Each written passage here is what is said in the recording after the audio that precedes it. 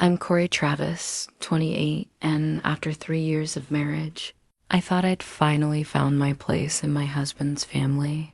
When we discovered we were expecting our first child, I planned the perfect gender reveal party, complete with custom decorations and my mother-in-law's favorite lavender cake. But as I hung the last pink and blue streamer, Linda's voice cut through my excitement like a blade.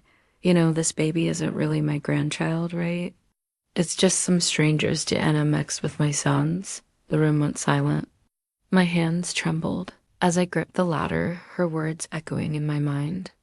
3 years of trying to earn her approval, 3 years of swallowing my pride, and this was her truth. But what Linda didn't know was that I'd been quietly building something she couldn't take away, and her cruelty had just given me the perfect reason to use it. If you've ever felt like an outsider in your own family, subscribe for stories of finding your strength when it matters most. Asterisk, the silence stretched like a broken string, vibrating with unspoken tension. Linda's words hung in the air, just some stranger's DNA, as if she'd casually mentioned the weather instead of dismissing my unborn child's legitimacy.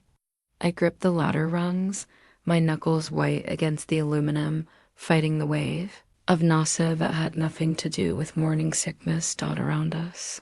The carefully curated gathering of family and friends shifted uncomfortably. Aunt Margaret busied herself with folding napkins that didn't need folding. Marcus's cousin Jake suddenly found his phone fascinating. The pink and blue balloons I'd spent hours arranging seemed to mock me now, their cheerful colors a stark contrast to the darkness spreading through my chest. "Mom," Marcus said weakly, his voice barely above a whisper. "That's not, you can't say things like that." Linda's laugh was crystalline and sharp. "Oh, sweetheart, I'm just being honest. Blood is blood. This baby will be yours, of course, but it's not really part of our family heritage, is it? Not like when you and Jessica were planning." "Stop." The word came out of me like a gunshot, surprising everyone, including myself. I climbed down from the ladder with deliberate slowness, my movements careful and controlled. Everyone needs to leave. Now. The exodus was swift and awkward. Mumbled excuses, hastily grabbed purses, averted gazes. Within minutes, the living room that had buzzed with anticipation was empty except for the three of us and the remnants of a celebration that never began. Marcus stood frozen between his mother and his wife, his face pale and conflicted. Linda straightened her shoulders, adjusting her pearl necklace with practiced grace, as if she'd done nothing more controversial than suggest we change the music. "Corrie, honey," she began, her tone dripping with false sweetness, "I think you're overreacting. Get out." My voice was steady now, calm in a way that surprised me. "Get out of my house." "Your house?" Linda's eyebrows arched. "I believe my son's name is on the mortgage, too. And wasn't it our family money that helped with the down payment?" There it was, the reminder of financial dependence, the subtle threat wrapped in concern. I'd heard variations of this song for 3 years, but today, with my hand resting protectively over my growing belly, it sounded different. Today, it sounded like a war declaration. Marcus finally found his voice. "Mom, you should go. We'll talk later." Linda's eyes flashed, but she maintained her composure. She gathered her designer handbag and silk scarf with theatrical precision. At the door, she paused, delivering her parting shot with surgical accuracy. "I hope you'll think about what's best for this family, Marcus. Some bridges, once burned, can't be rebuilt." The door clicked shut behind her, leaving Marcus and me alone with the debris of our shattered celebration. He reached for me, but I stepped back, wrapping my arms around myself like armor. "Corrie, I'm sorry." She didn't mean, she meant every word. I looked at the wedding photo on our mantle, the one Linda had insisted on positioning where I stood, slightly apart from the Travis family cluster. She's been meaning it for 3 years. The memories came flooding back as I sat in my kitchen that evening, staring at the abandoned party decorations. 3 years of carefully orchestrated exclusion. So subtle that Marcus never noticed, so persistent that I'd begun to question my own perceptions. The first Thanksgiving after our wedding, Linda had emerged from the kitchen with her famous stuffing recipe, the one that had been passed down through 4 generations of Travis women. I'd offered to help, eager to learn the family traditions that would become my own. Linda had smiled sweetly and said, "Oh, that's so thoughtful, dear, but this recipe is quite complicated. Maybe next year when you've had more practice in the kitchen." Next year came and went. So did the year after that. The handwritten recipe cards remained locked away in Linda's kitchen drawer, their secrets as guarded as state classifications. Meanwhile, she'd framed Jessica's thank you notes for the cooking lessons Linda had given Marcus's ex-girlfriend during their college relationship. Jessica had such natural instincts, Linda would say whenever anyone complimented her holiday meals. Some people are just born with a gift. The implication was clear.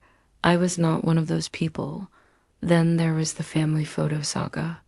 Every Christmas, Linda commissioned professional family portraits.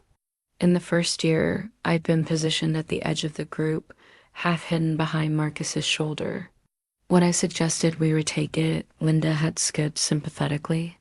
"Oh, honey, you look lovely. Besides, the photographer is so expensive, and this captures our family perfectly." The second year, she'd scheduled the photo session for a weekend when I had to work. "I tried to call you," she'd said later, "but you didn't answer. We couldn't reschedule. You know how busy photographers get during the holidays." Year 3, she'd simply forgotten to invite me altogether. "Oh my goodness," she'd gasped when Marcus asked where I was. I was so focused on getting the grandparents there before they got tired, I completely spaced on calling Corrie. "We'll do a casual one later." Later never came. The pattern was everywhere once I started looking. Family recipes kept secret.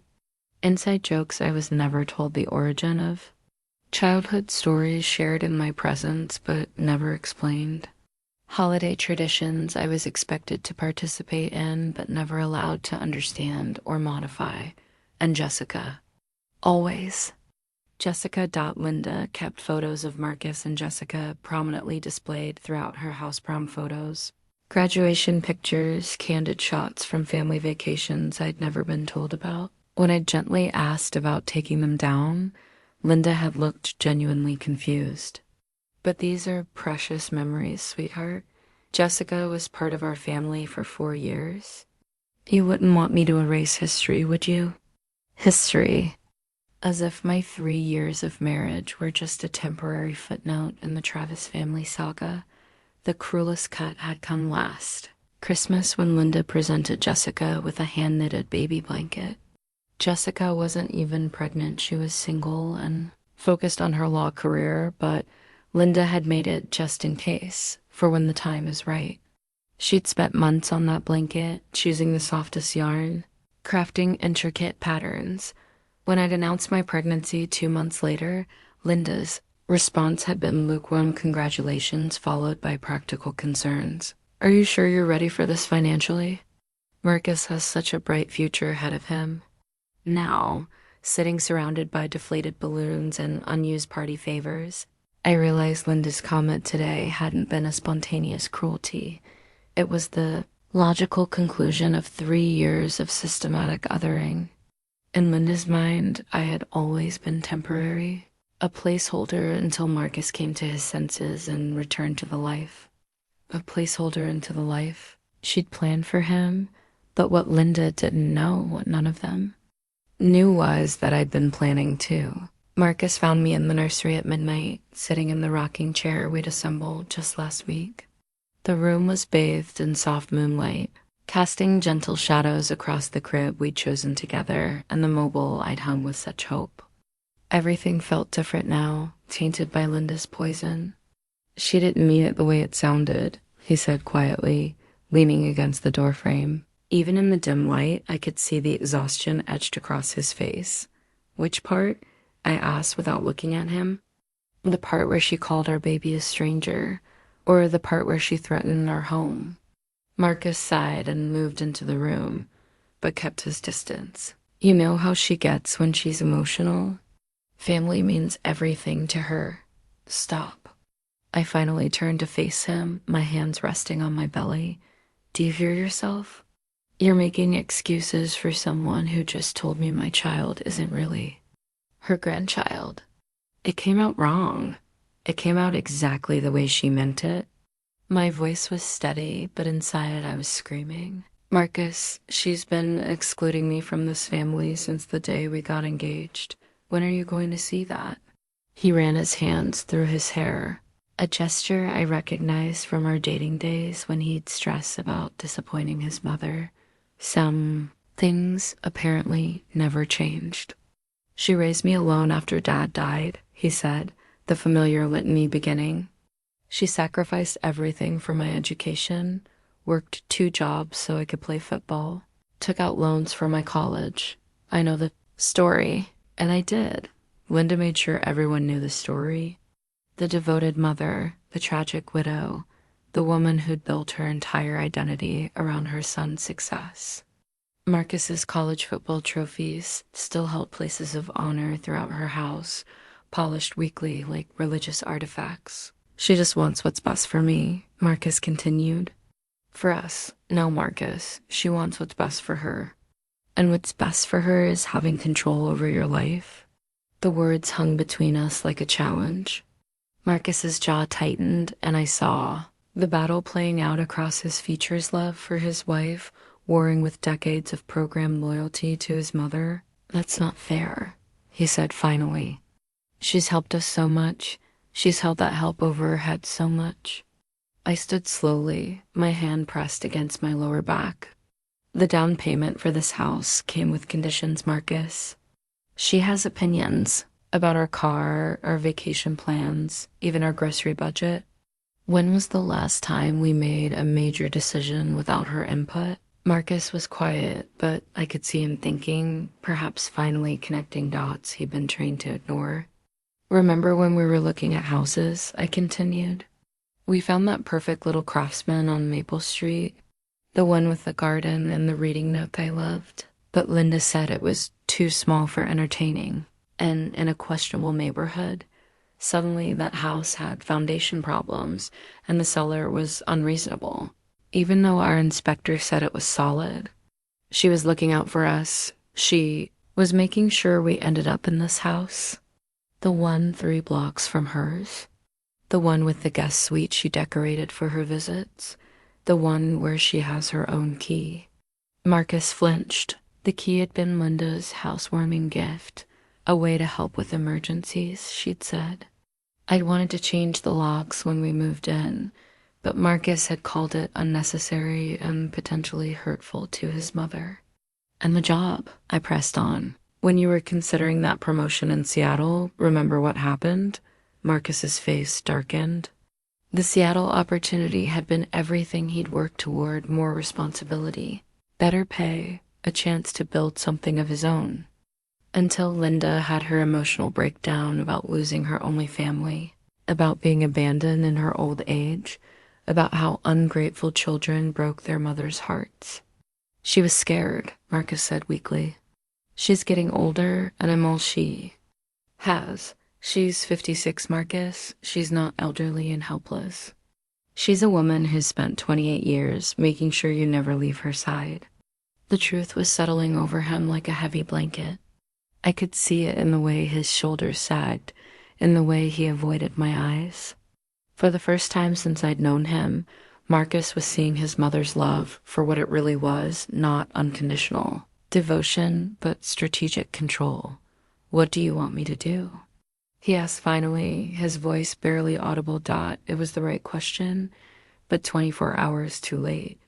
The damage was done, and more importantly, I'd realized something about myself. In the hours since Linda's attack, I didn't want to spend the rest of my life waiting for my husband to choose between his mother and his family. I didn't want to raise my child in this dynamic, always wondering if we were really worthy of belonging. I want you to decide what kind of man you want to be, I said. And I want you to decide who your family is. After Marcus left for work the next morning, I made my way to the small home office that Linda had dismissed as Marcus's computer room. She'd suggested I use it for organizing household paperwork and maybe some light crafting, never imagining that behind the closed door, I'd been building something that would change everything. I opened my laptop and navigated to the hidden folder I'd labeled Tax Documents 2023, boring enough that Marcus would never think to look inside.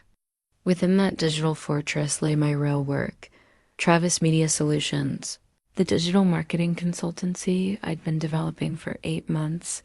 My background had always been in marketing, though Linda preferred to introduce me as Marcus's wife, rather than mention my master's degree in digital communications. Before our marriage, I'd worked for a mid-sized agency, managing social media campaigns and developing content strategies for local businesses. I'd loved the creativity, the problem solving, the tangible results of watching a client's engagement grow from my efforts. But when Marcus and I started talking about starting a family, Linda had been quick with her opinions about working mothers. Children need their mothers present, she'd said over Sunday dinner. Jessica always said she'd prioritize family over career when the time came. Of course she did that, so I'd taken a step back from full-time work, telling everyone I was focusing on family. What I hadn't told anyone was that I'd also started taking on freelance clients. Small projects at first a restaurant's Instagram strategy, website copy for a local boutique, social media management for a yoga studio. Word of mouth had spread, and gradually, my client list had grown. I opened my business plan, the document I'd been refining for months. Travis Media Solutions specialized in helping small businesses build their digital presence with authentic, engaging content. My portfolio showcased success stories. The bakery whose Instagram following had tripled in 6 months. The fitness studio that had filled their class schedule through targeted Facebook campaigns. The handmade jewelry designer who'd gone from kitchen table hobby to full-time business with my marketing strategy. More importantly, my financial projections showed that I was already making more per month than Marcus knew. The income I'd been quietly depositing into a separate business account now exceeded what many full-time employees earned.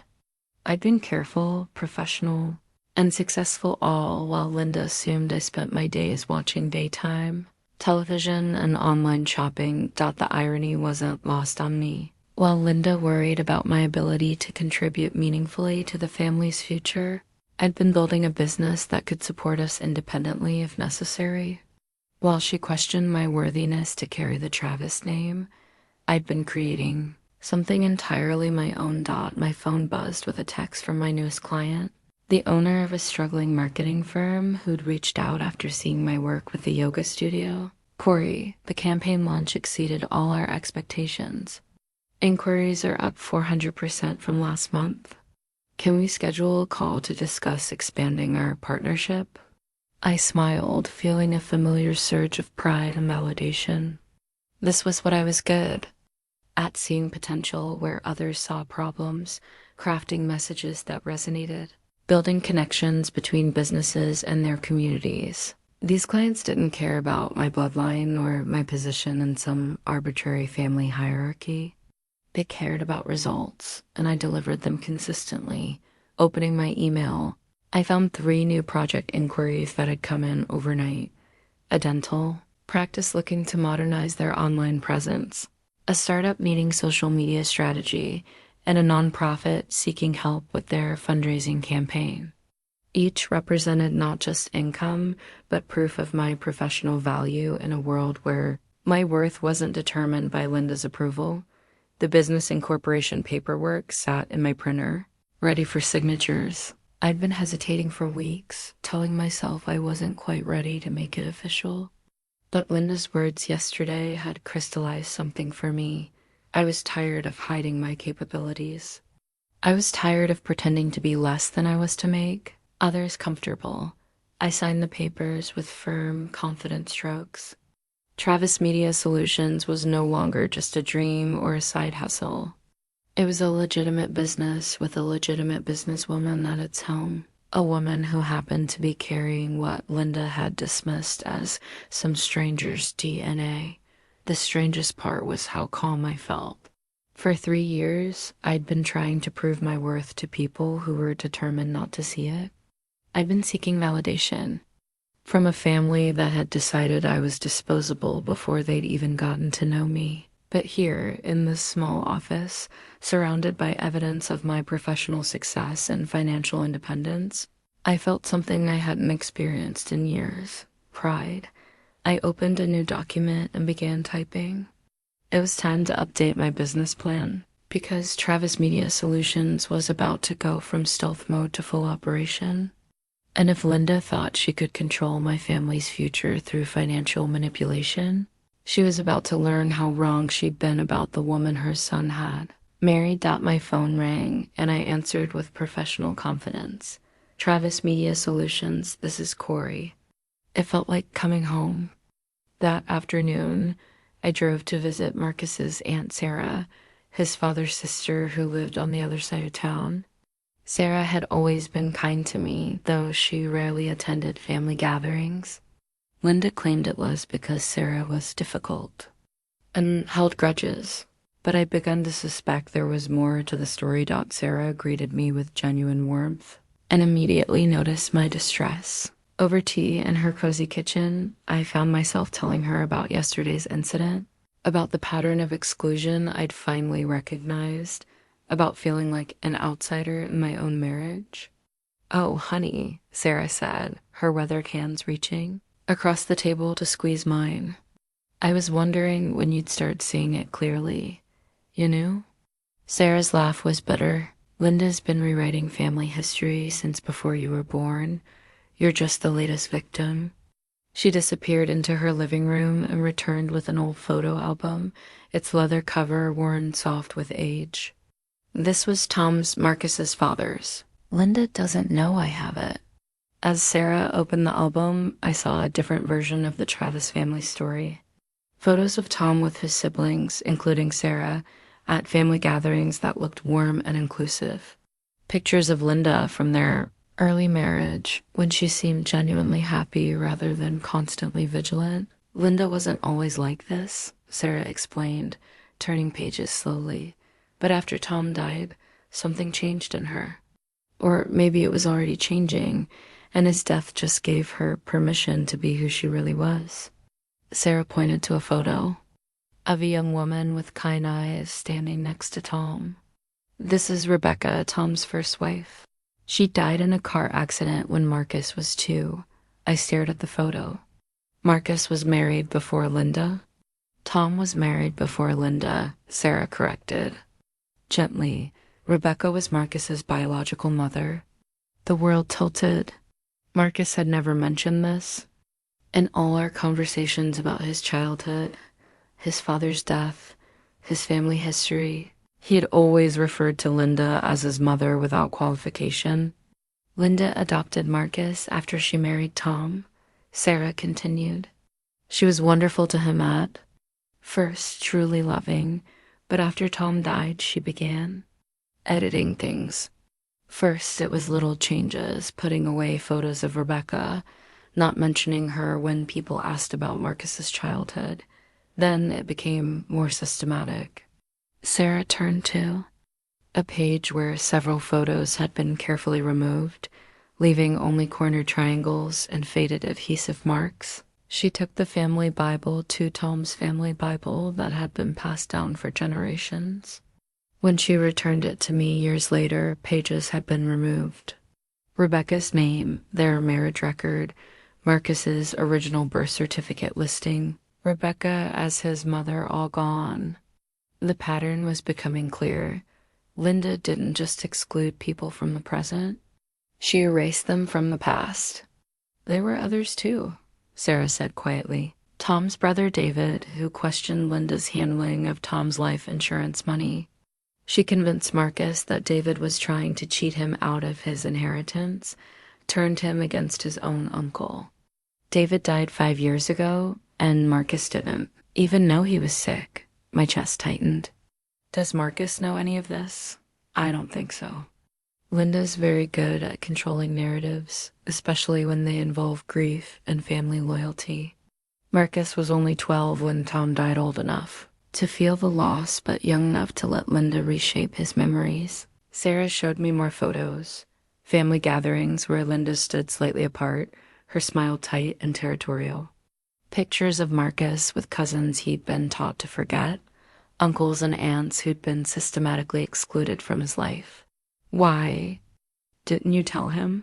I asked, Sarah's eyes filled with tears. I tried years ago, but Linda had already painted me as the bitter sister-in-law who couldn't accept her place in the family. When I showed Marcus some of these photos, Linda convinced him I was trying to undermine their relationship, that I was jealous of their close bond. The manipulation was breathtakingly thorough. Linda hadn't just controlled Marcus's present and future, she'd rewritten his past, carefully editing out anyone who might contradict her version of their family story. The Jessica situation, I said, understanding dawning. That's why Linda's so attached to her? Sarah nodded. Jessica represents the narrative Linda prefers, the good girl from the right family who understands her place. You represent something dangerous to Linda: independence, questions, the possibility that Marcus might choose his own path. As I drove home, my mind reeled with this new understanding. Marcus's devotion to Linda wasn't just about gratitude or love. It was about a carefully constructed identity built on manufactured memories and strategic omissions. He didn't just need to choose between his mother and his wife. He needed to confront the possibility that everything he believed about his family was a lie, but I also realized something else. Linda's power came from controlling information, from being the sole narrator of the Travis family story. And for the first time in 3 years, I had information she didn't know I possessed. The question was, what was I going to do with it? That evening, I studied Marcus with new eyes as he moved through our home. Every gesture, every automatic behavior, every reflexive response seemed to carry the weight of Linda's careful programming. When his phone rang with her special ringtone, classical piece she'd selected because it's more sophisticated than those awful pop songs. He answered before the second note. Hey, Mom. His voice automatically shifted to a softer, more deferential tone. No, Corrie's fine. She was just emotional yesterday. I listened from the kitchen as he minimized my legitimate concerns, reducing yesterday's confrontation to pregnancy. Hormones and oversensitivity. This was the dance I'd watched for 3 years, but never fully understood Marcus transforming into Linda's perfect son. Eager to please and quick to deflect any criticism, after he hung up, I asked quietly, what did she want? She's concerned about us, about the stress affecting the baby. Marcus loosened his tie, a gesture that usually signaled his transition from work mode to home mode. But tonight, he remained tense, caught between worlds. She wants to take us to dinner this weekend, a fresh start. And what did you tell her? That I'd talk to you? He looked at me hopefully. Maybe it would be good. Marcus, can I show you something?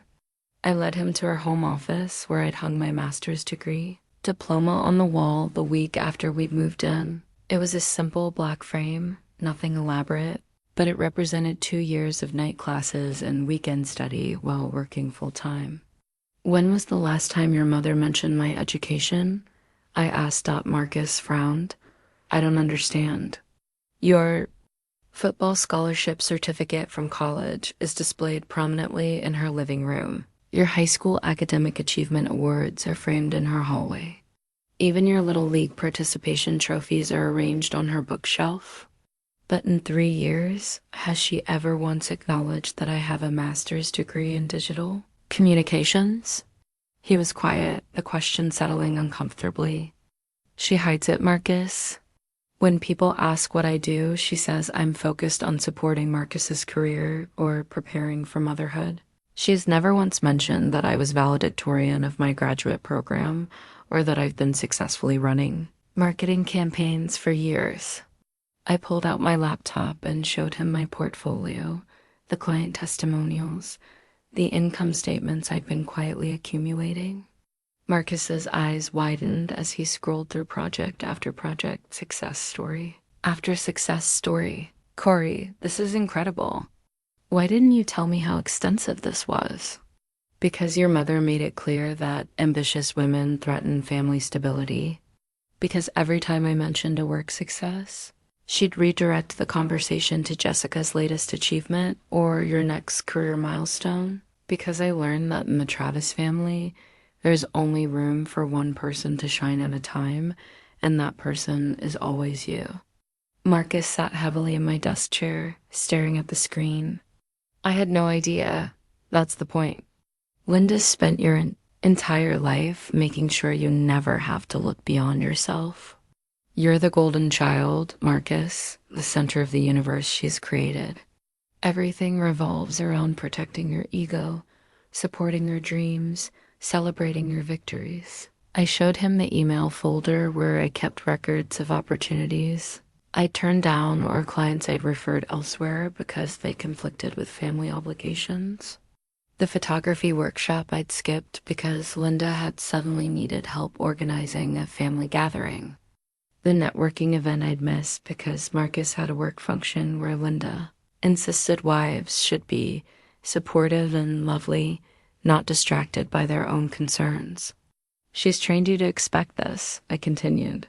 To see my achievements as secondary, my needs as negotiable, my identity as an extension of yours. And she's done it so smoothly that you've never questioned whether it was fair. Marcus looked stricken. I didn't realize because you weren't taught to realize it. You were taught that love means sacrifice, but only from the women in your life. Linda sacrificed for you, Jessica was expected to sacrifice for you, and now I'm supposed to sacrifice for you. But what have you ever been asked to sacrifice for anyone else? The question hung between us like a mirror he'd never been forced to look into. Marcus had been raised to be the recipient of devotion, not the giver of it. Linda had made sure of that, crafting a prince who would never think to question his kingdom. The Seattle job, I said softly. You didn't just turn it down because Linda was upset. You turned it down because you've never been taught to prioritize anyone's needs over her emotional comfort, even when that someone is your pregnant wife. Marcus's face crumpled. For the first time since I'd known him, he looked like a little boy lost in a world too big for him to navigate alone. I don't know how to fix this, he whispered.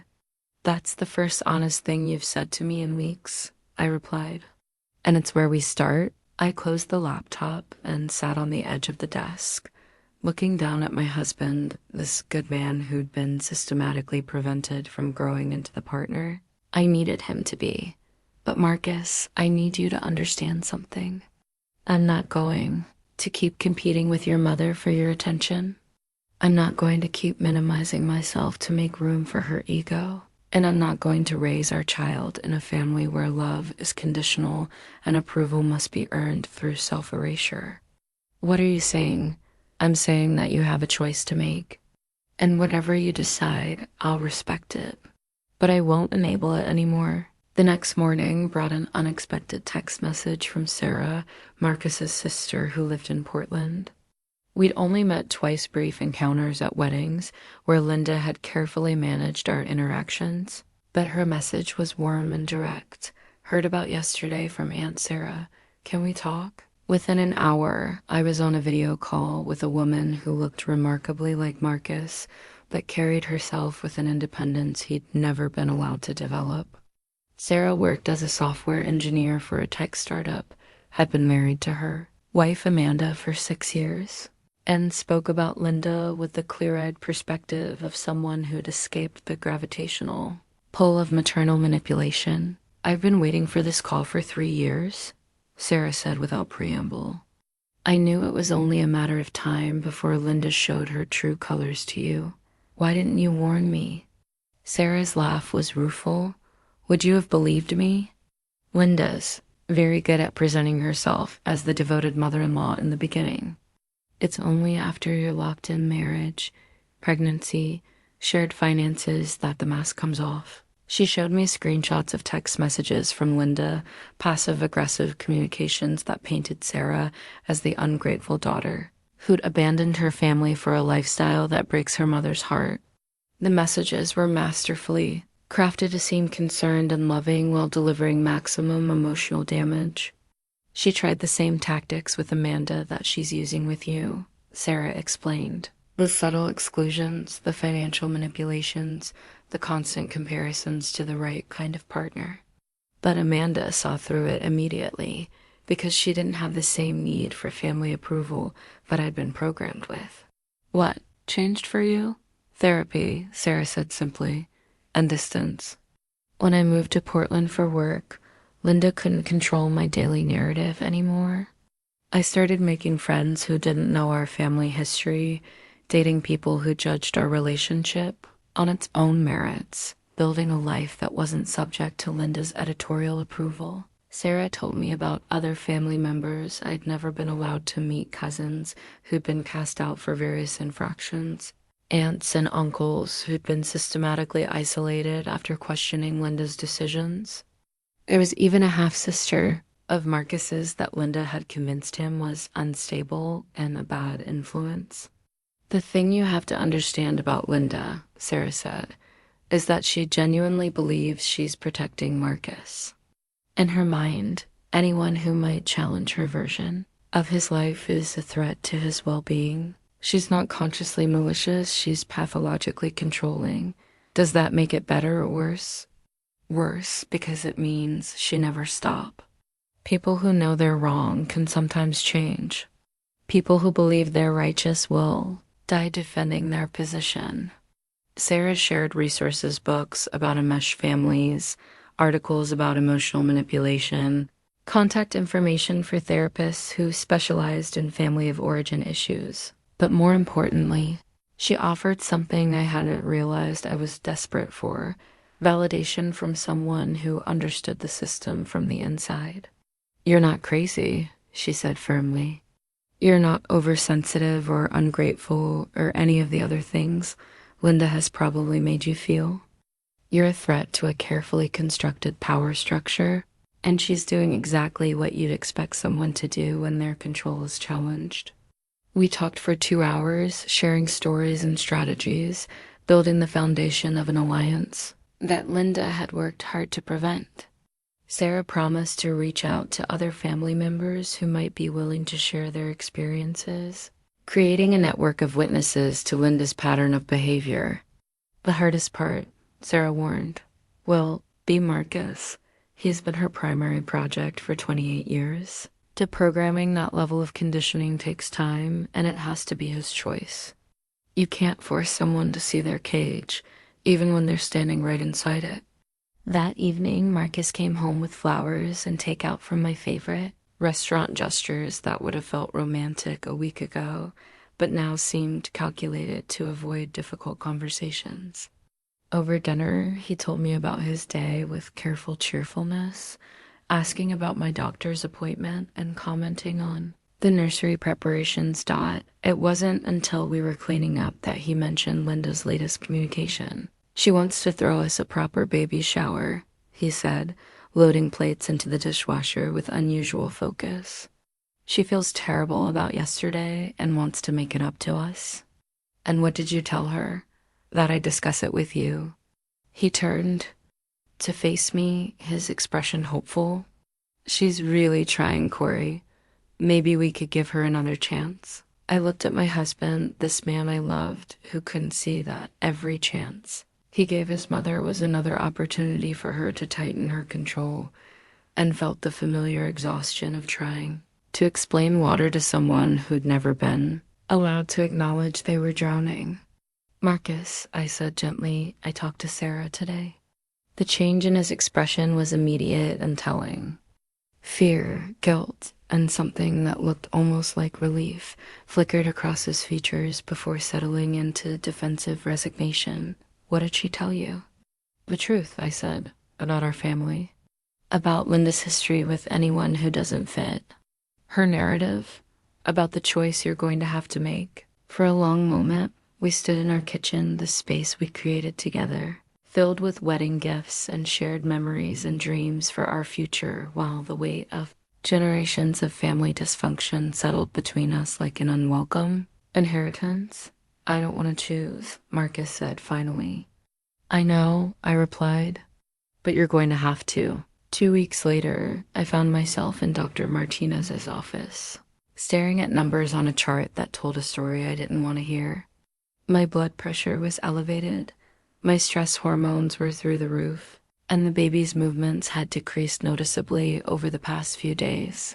Corrie, I'm concerned about what I'm seeing, Dr. Martinez said, her kind eyes serious behind wire-rimmed glasses. Your body is showing classic signs of chronic stress, and that's not good for you or the baby. She showed me the medical chart, pointing to measurements and test results that painted a clear picture of a pregnancy under siege. My cortisol levels were dangerously high, my sleep patterns were disrupted, and I'd lost weight instead of gaining it during the past month. Can you tell me what's been happening in your life lately? Any major stressors or changes? Where did I even begin? The family confrontation that had shattered my illusions about belonging.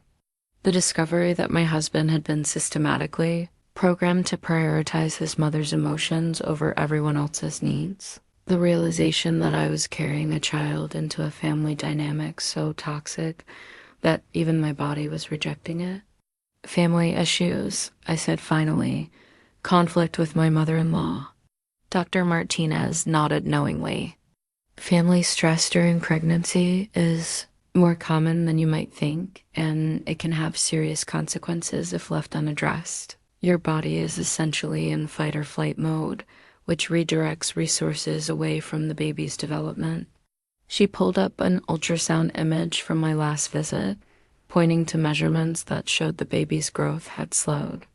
This little one is healthy, but they're not thriving the way they should be. Your stress is becoming their stress. The guilt hit me like a physical blow. In trying to protect my unborn child from Linda's toxicity, I was inadvertently harming them with my own emotional turmoil. The irony was devastating. Linda's cruelty was affecting my baby even from a distance.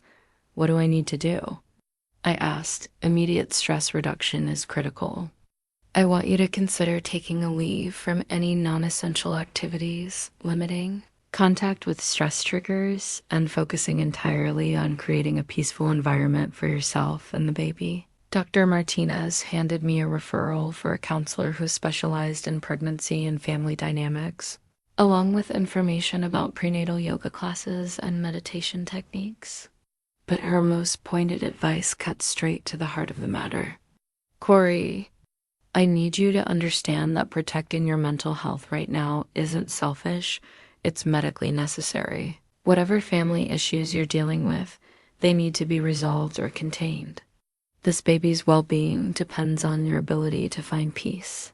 When I got home, Marcus was waiting with obvious anxiety. Linda had apparently called him 3 times during my appointment, worried sick about my health, and convinced that my stubbornness was putting the baby at risk. She wants to come over and help, Marcus said as I showed him the medical chart and Dr. Martinez's recommendations. She could cook meals, help with cleaning, reduce your stress. Marcus? I sat heavily on the couch, one hand pressed protectively over my belly. Linda is the stress. She's the reason I'm sitting here with a medical chart that looks like a war zone. He stared at the papers, perhaps finally seeing objective evidence of what his family dynamics were costing us. The elevated cortisol levels, the disrupted sleep patterns, the baby's decreased growth. It was all there in black and white. Impossible to dismiss as oversensitivity or pregnancy hormones. But she means well. Look at these numbers, Marcus. I pointed to the stress hormone levels that were off the charts. Look at what meaning well is doing to our child. For the first time, Marcus seemed to truly grasp the stakes. This wasn't about hurt feelings or family politics anymore. This was about the health and safety of his unborn child, about medical evidence that his mother's behavior was literally threatening our baby's development. What do you need me to do? He asked quietly. I need you to choose, I said. Right. Now, today, I need you to choose between enabling your mother's behavior and protecting your family's health. That evening, Linda called during dinner. I watched Marcus's face as he listened to her voice, saw the familiar internal struggle between programmed loyalty and emerging awareness. But this time, something was different. This time, he was looking at medical evidence instead of just emotional appeals. Mom, I need to tell you something, he said finally, his voice steadier than I'd heard it in weeks. Corrie's been having complications with the pregnancy, stress-related complications. The doctor says she needs complete peace and quiet for the baby's safety. I couldn't hear Linda's response, but I could see Marcus's jaw tighten as she spoke. No, Mom, you can't come over. The doctor specifically said to eliminate stress triggers, and right now that includes family conflict. The conversation continued for another 10 minutes, with Marcus repeating variations of the same boundary while Linda apparently deployed every manipulation technique in her arsenal. But the medical chart sat between us on the table like a shield. Objective proof that this wasn't about personal preferences or family loyalty. It was about the life we'd created together. When Marcus finally hung up, he looked exhausted but resolved. She's not happy, he said. How do you feel about that? I asked that. Marcus was quiet for a long moment, staring at his hands. Scared, he admitted, but also relieved. Like maybe for the first time in my life, I'm making a decision based on what I think is right instead of what she wants me to think is right. It was a start. A small one, but a start nonetheless. And as I felt the baby's gentle movement in response to my calmer breathing, I allowed myself to hope that we might actually find our way through this after all. While organizing our financial documents for tax preparation the following week, I made a discovery that changed everything I thought I knew about our marriage's power dynamics. In a folder marked house purchase, I found bank statements and loan documents that told a very different story than the one I'd been living. The down payment for our house, the one Linda constantly referenced as evidence of her generosity and our dependence, hadn't come from her personal savings as I'd always believed. It had come from a joint account that Marcus shared with his mother, an account I'd never known existed. More disturbing was the pattern of transactions I discovered as I dug deeper into the statements. Regular transfers from Marcus's paycheck went into the joint account, amounts that I'd assumed were going toward our savings or retirement planning. Instead, Linda had been treating the account like her personal fund, making withdrawals for her own expenses while maintaining the fiction that she was financially supporting us. The house down payment was essentially Marcus's own money, given back to him with strings attached and emotional manipulation included. Linda had positioned herself as the benefactor, while actually using our resources to maintain control over our lives. But that wasn't the worst of it. I found loan documents showing that Linda had borrowed against the house, our house, without telling Marcus. She'd used the property as collateral for a personal loan, meaning our home was tied to debt we knew nothing about. If Linda defaulted, we could lose everything. My hands shook as I photocopied each document, my mind racing through the implications. This wasn't just emotional manipulation, it was financial fraud. Linda had been systematically stealing from her own son while convincing him he was indebted to her for her sacrifices. When Marcus came home that evening, I had everything spread across our dining room table like evidence at a crime scene. Bank statements, loan documents, transfer records, and a calculator showing the true flow of money in our family. Sit down, I said quietly. We need to talk. Marcus took one look at the papers and went pale. Where did you get these? From our files. The ones you asked me to organize for taxes. I pointed to the joint account statements. Marcus, did you know your mother has been borrowing against our house? What are you talking about? I walked him through each document, showing him the pattern of transfers from his account to hers, the withdrawals she'd made for personal expenses, the loan she'd taken using our property as collateral. With each revelation, Marcus's face grew paler. She said the account was for family emergencies, he said weakly. For helping with major expenses? Whose emergencies? I showed him a withdrawal for $5,000 made the same week Linda had bought a new car.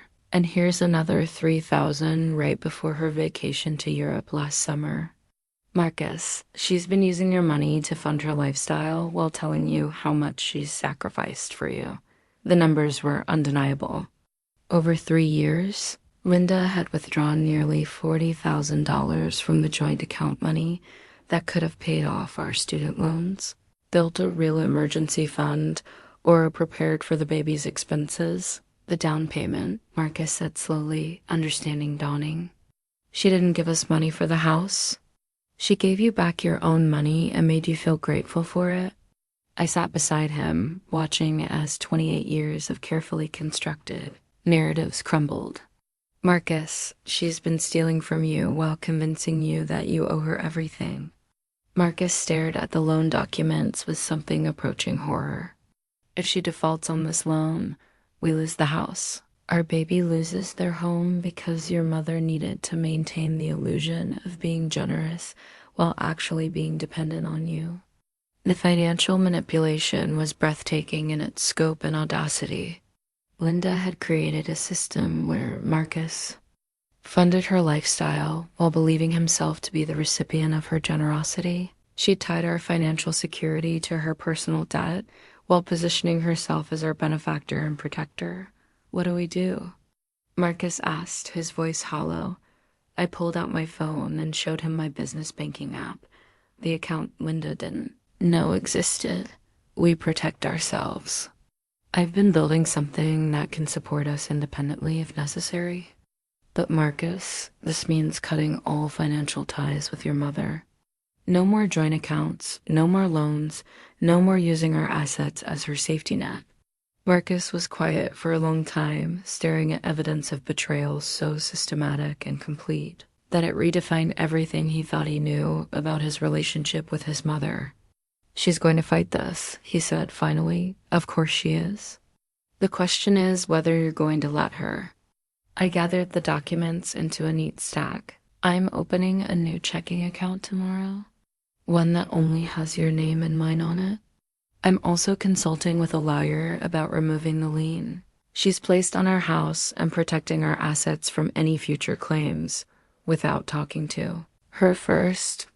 Marcus, she didn't talk to us before putting our home at risk. She didn't consult us before using your money for her personal expenses. She didn't ask permission before lying to you about the source of our down payment. I looked at him steadily. Why do we owe her consideration she's never shown us? For the first time since I'd known him, Marcus looked truly angry, not defensive or conflicted, but genuinely furious at being deceived and manipulated. She made me feel guilty, he said quietly. All these years, she made me feel like I could never repay what she'd done for me, and it was all built on lies. It was built on your love for her, I corrected gently. She used your best qualities, your loyalty, your gratitude, your desire to honor your father's memory, to keep you trapped in a system that benefited only her. Marcus stood and walked to our wedding photo on the mantle, the one where I stood slightly apart from the Travis family group. I was so proud to bring you into this family, he said. I thought I was giving you something precious. You were giving me something precious, you. But the family you thought you were offering doesn't really exist. It's a performance, Linda. Stages to maintain control.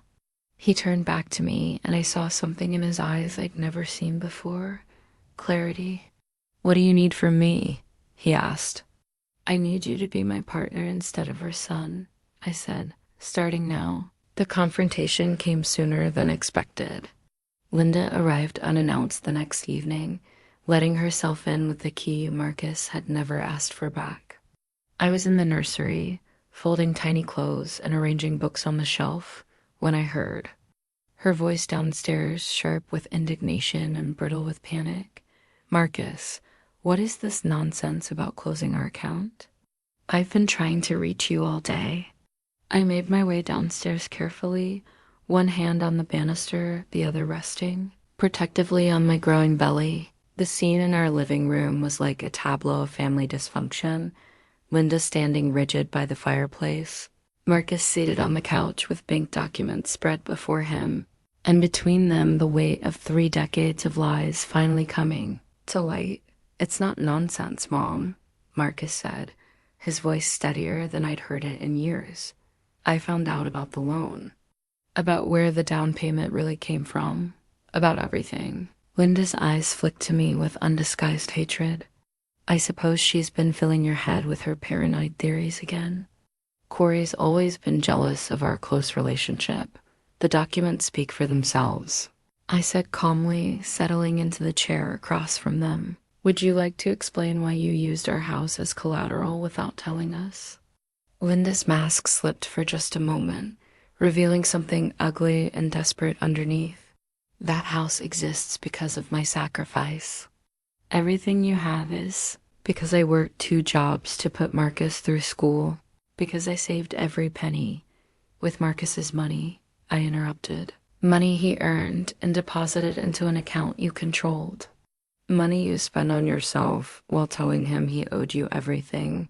How dare you?" Linda's voice rose to a near shriek. "I raised that boy alone. I gave him everything I had." "You gave him back his own money and called it generosity," Marcus said quietly. "For 3 years, I've been thanking you for a down payment that came from my own paychecks." Linda whirled on him, her face flushed with fury and something that looked like panic. "Marcus, sweetheart, you don't understand how finances work. That account was for family security, for making sure we could handle emergencies, like your car loan, your vacation to Europe, your new furniture." Marcus held up the bank statements. "These aren't family emergencies, Mom. These are your personal expenses, paid for with money you took from me while convincing me I was in your debt." For a moment, Linda seemed to deflate. Then she straightened, deploying her most potent weapon, emotional manipulation wrapped in maternal concern. "I can't believe you're letting her turn you against me," she said, tears starting to flow. "After everything we've been through together, after all the sacrifices I made raising you alone, this is how you repay me? By believing the worst of your own mother?" It was a masterful performance, hitting every emotional button Linda had installed over the years. I watched Marcus struggle with the familiar guilt, saw him wavering between objective evidence and program loyalty. "I'm not turning against you," Marcus said finally. "I'm protecting my family. I am your family." Linda's composure cracked completely. "I'm the one who was there when you had nightmares about your father's death. I'm the one who drove you to every practice, every game, every college interview. I'm the one who believed in you when no one else did. And I'm grateful for all of that," Marcus replied. "But that doesn't give you the right to lie to me about money or put my wife and child at financial risk." Linda's gaze shifted to me, and I saw pure hatred in her eyes. This is all her doing. Before she came along, we were fine. We were a team. Now she's poisoned you against the woman who gave you everything. "She didn't poison me," Marcus said, standing up. "She showed me evidence of what you've been doing. She protected me from something I was too blind to see." Linda's face contorted with rage. "Protected you? She's ruining everything. She's taking you away from me, just like I knew she would from the beginning. That baby isn't even, don't." Marcus's voice cut through her words like a blade. "Don't say what you were about to say." But Linda was past caring about consequences. The mask was off, and 28 years of carefully controlled manipulation was exploding into raw, ugly truth. "Fine, I'll say it. That baby isn't really our family. It's her baby, from her bloodline. and you're throwing away everything we built together for some stranger's DNA. The words hung in the air like poison gas. I felt the baby kick hard in response to my spiking stress, and I pressed both hands to my belly, trying to stay calm for both our sakes. Marcus went completely still. Get out. Marcus, honey, I didn't mean get out of my house. His voice was deadly quiet. Right now. Linda's eyes darted between us, perhaps finally realizing she'd crossed a line from which there was no return. You don't mean that. You're upset, but when you calm down, I want my key back, Marcus said, extending his hand. And I want you to leave. You can't throw away 30 years of love over one argument. This isn't one argument. Marcus exploded, all the suppressed anger of years finally erupting. This is 30 years of manipulation, 30 years of lies, 30 years of you making me feel guilty for wanting my own life. Linda fumbled in her purse, her hands shaking as she removed our house key. You'll regret this, she said, her voice trembling with fury and desperation. When that baby comes and you realize what real family means, you'll come back to me. And I might not be here waiting. That's a chance I'm willing to take, Marcus said. Pocketing the key, Linda looked at me one last time, her face twisted with hatred so pure it was almost frightening. You think you've won, she said, but you have no idea what you've destroyed. That boy has never made a major decision without me. He doesn't know how to be a husband or a father without my guidance. You'll see. Then maybe it's time he learned, I said quietly, after Linda left. Slamming the door so hard our wedding photo rattled on the mantel, Marcus and I sat in stunned silence. The air felt different, somehow cleaner, but also emptier. Like the moment after a fever breaks, when you're weak but finally able to breathe clearly. I'm sorry, Marcus said finally. I'm so sorry it took me this long to see what she was doing to us. I reached for his hand. What matters is that you see it now. The things she said about the baby are exactly what I expected her to say when she stopped pretending to be civilized. I felt another strong kick, and I smiled despite everything. This baby is loved and wanted and already has 2 parents, who will protect them from anyone who questions their worth. Marcus leaned over and placed his hand beside mine on my belly. I promise you, he whispered, whether to me or the baby or both, I will never let anyone make you feel like you don't belong in this family. It was the first time he'd used the word family to refer to just the 3 of us without including Linda in the equation. It was a small thing, but it felt like everything. The next morning, I woke up with a clarity I hadn't felt in months. The confrontation with Linda had been ugly and painful, but it had also been liberating. The pretense was over. The careful dance of trying to earn approval from someone determined to withhold it was finished. Now I could focus on what actually mattered, protecting my family and building the life we deserved. While Marcus was at work, I made a series of phone calls that would reshape our future. First, I contacted the family law attorney Sarah had recommended, explaining our situation and requesting an emergency consultation. Then I called our bank to inquire about the process for removing Linda's access to any accounts or assets. Finally, I reached out to a financial advisor who specialized in protecting young families from financial manipulation. The legal consultation was enlightening and disturbing in equal measure. Attorney Rebecca Chun reviewed the documents I'd gathered and confirmed what I'd suspected. Linda's use of our property as loan collateral without our knowledge could constitute fraud, especially given the pattern of financial deception. The joint account situation is unfortunately common, Rebecca explained over the phone. Adult children often maintain shared finances with parents out of a sense of obligation, not realizing how vulnerable it makes them to financial abuse. She outlined our options. We could demand immediate removal of the lien on our house, file a complaint about the unauthorized use of our property as collateral, or pursue full legal action if Linda refused to cooperate. More importantly, she helped me understand our rights as homeowners and parents-to-be.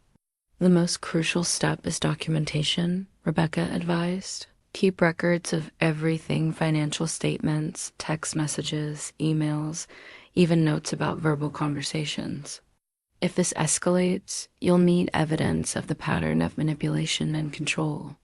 I spent the afternoon creating a comprehensive file folder of Linda's behavior, organizing evidence like a prosecutor building a case. Bank statements showing the financial manipulation, screenshots of text messages where she'd made disparaging comments about my background, photos of family gatherings where I'd been systematically excluded or marginalized, even my medical records, showing the stress-related pregnancy complications that had developed after increased conflict with Linda. The pattern that emerged was damning and systematic. This wasn't a concerned mother-in-law who occasionally overstepped boundaries. This was a woman who had methodically worked to undermine my marriage, my confidence, and my place in the family from the moment Marcus and I got engaged. But I also realized something else as I organized the evidence. I wasn't the same woman who had married into this family 3 years ago. That woman had been eager to please, willing to minimize herself to avoid conflict, desperate for acceptance from people who were determined not to give it. The woman sitting in this home office, surrounded by proof of systematic manipulation, was someone different, someone stronger, more strategic, and completely unwilling to sacrifice her child's well-being for the sake of family peace. My phone buzzed with a text from my newest client, the marketing firm owner who'd been so impressed with my campaign results. "Corrie, I have a proposal for you. Can we schedule a call to discuss a 6-month retainer?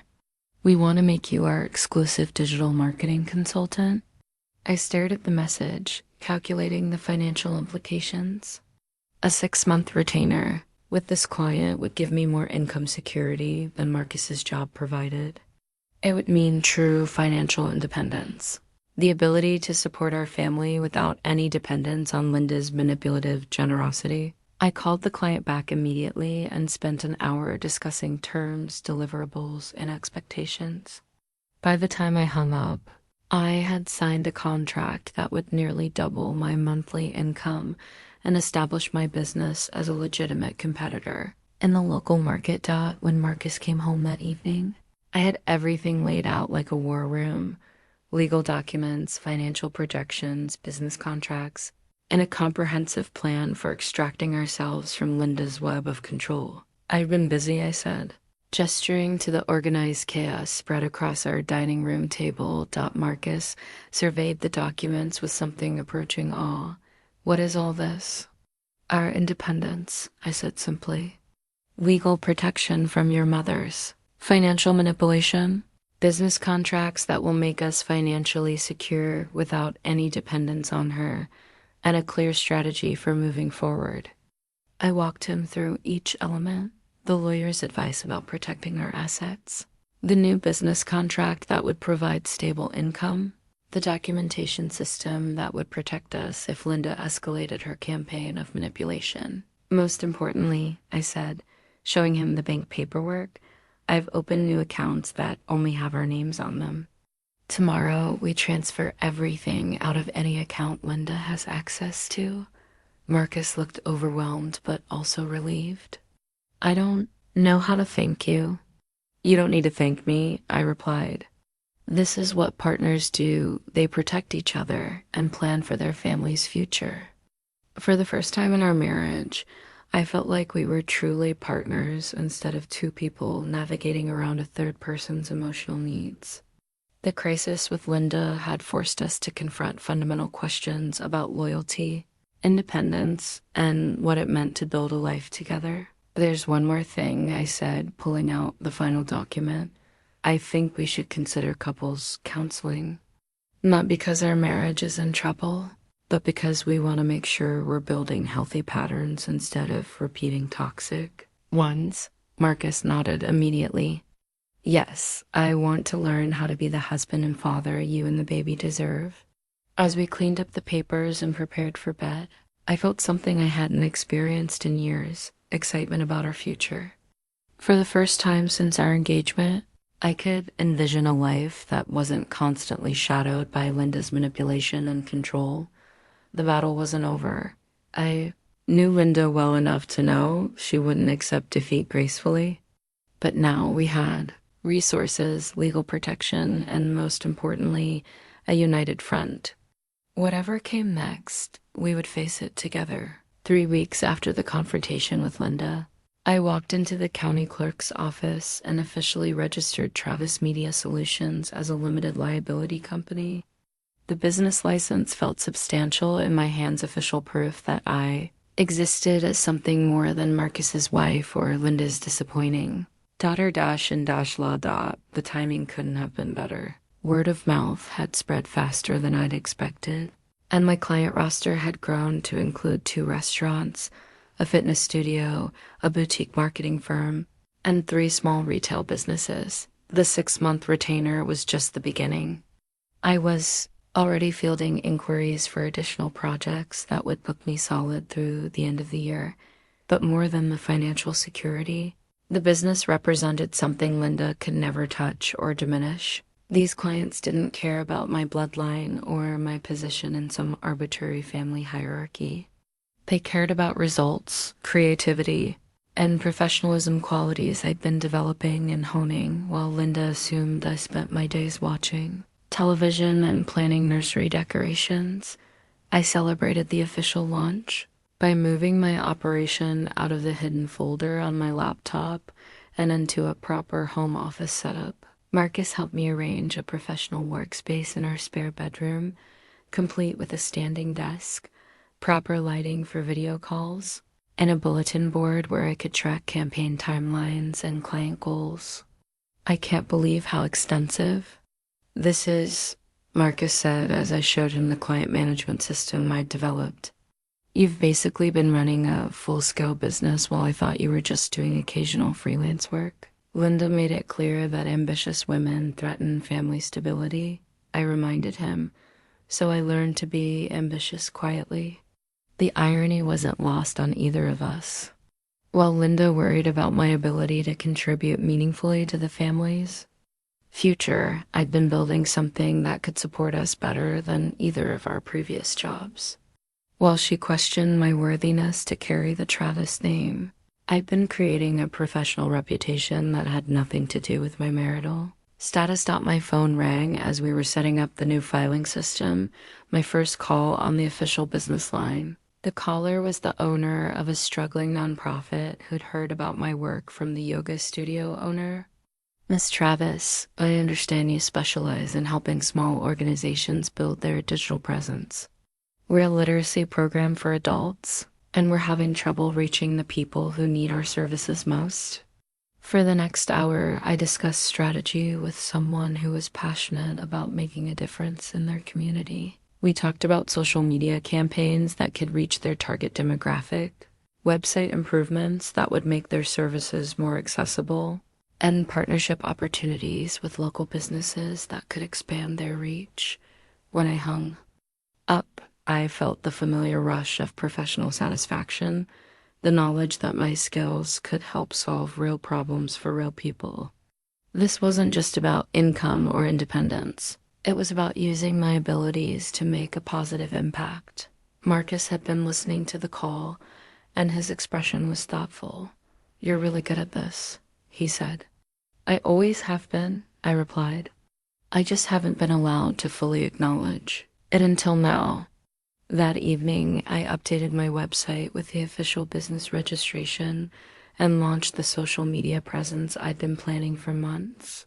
Within hours, I had inquiries from 3 new potential clients and congratulatory messages from existing ones who were excited to see me going official.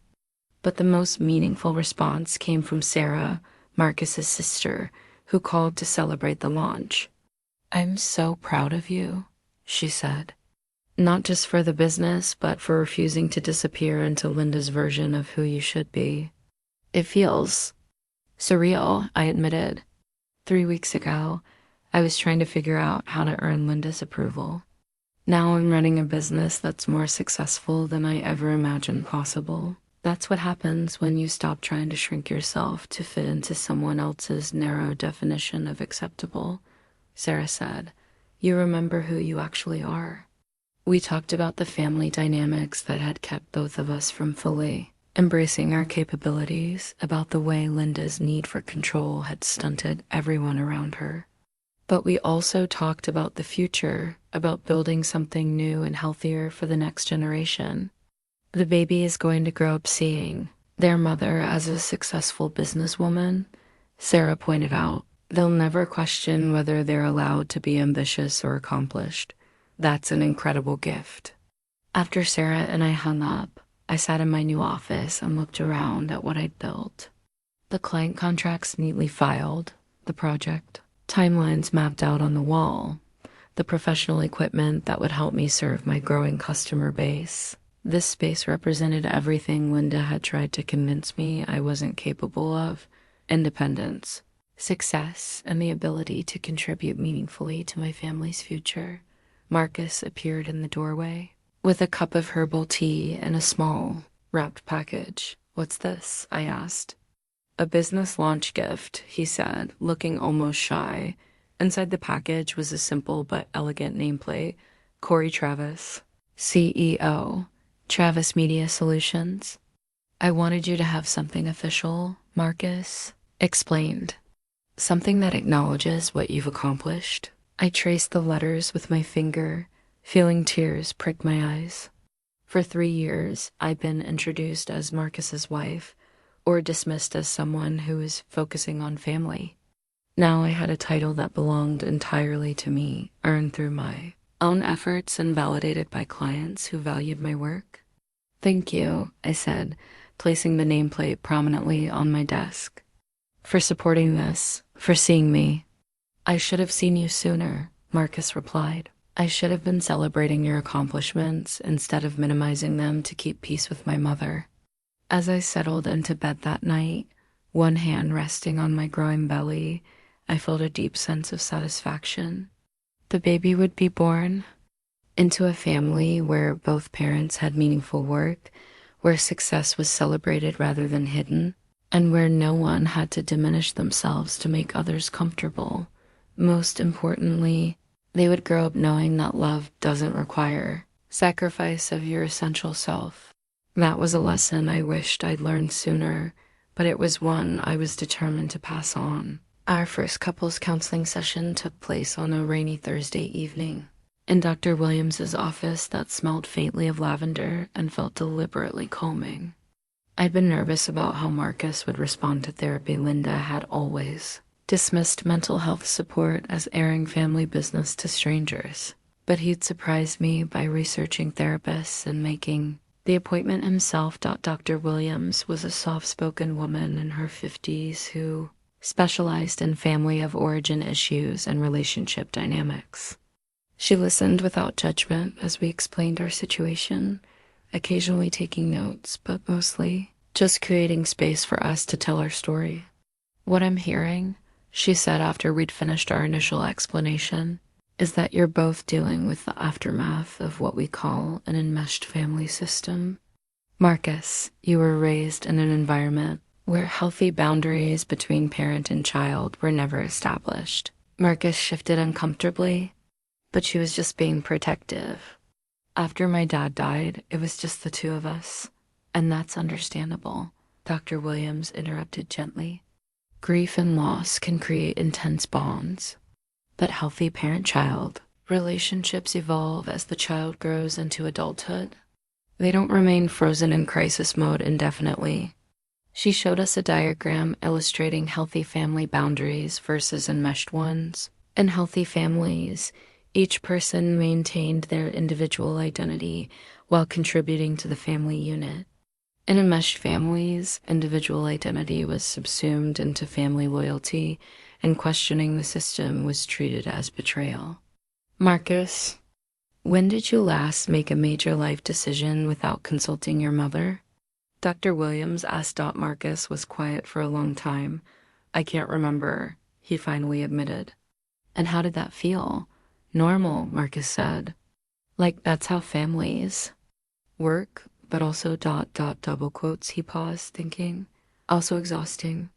Like, I was always performing for an audience of one. Over the following weeks, our therapy sessions became a gradual unraveling of patterns Marcus had never recognized as problematic. Dr. Williams helped him see how Linda's devotion had actually prevented him from developing crucial life skills: independent decision-making, conflict resolution, emotional regulation that didn't depend on external approval. The breakthrough came during our fourth session, when Dr. Williams asked Marcus to describe his relationship with his father. He was wonderful, Marcus said immediately. Strong, funny, really present. He taught me to play football, helped with homework, always made time for me. And your relationship with your mother when your father was alive? Marcus frowned, accessing memories that had been carefully edited over the years. Different. More. Normal, I guess. She was loving, but not overwhelming. Dad balanced her out somehow. What changed after he died? The change in Marcus's expression was visible, like watching someone solve a puzzle they didn't know they'd been working on. She became everything, he said slowly. Not just my mother, but my father, my coach, my best friend, my advisor. She said we were a team now, that we had to take care of each other. How old were you? 12. Dr. Williams nodded. That's a lot of responsibility to place on a child, and a lot of roles for one parent to fill. Through our sessions, Marcus began to recognize patterns he'd never questioned. The way Linda had isolated him from his father's family after the funeral, how she presented every opportunity, scholarships, jobs, relationships as a choice between loyalty to her and betrayal of their special bond. The way she trained him to seek her approval for everything while convincing him he was making independent decisions. I thought I was protecting her, Marcus said during one particularly difficult session. She seemed so fragile after Dad died, so dependent on me for emotional support. I didn't want to abandon her the way death had abandoned us. But Marcus, Dr. Williams said gently, you were the child in that relationship. It wasn't your job to protect your mother from her grief or manage her emotional needs. The hardest session came when Dr. Williams asked Marcus to examine his relationship with me through the lens of his family conditioning. When Corrie achieved something professionally, how did you typically respond? She asked. Marcus looked stricken. I'd downplay it.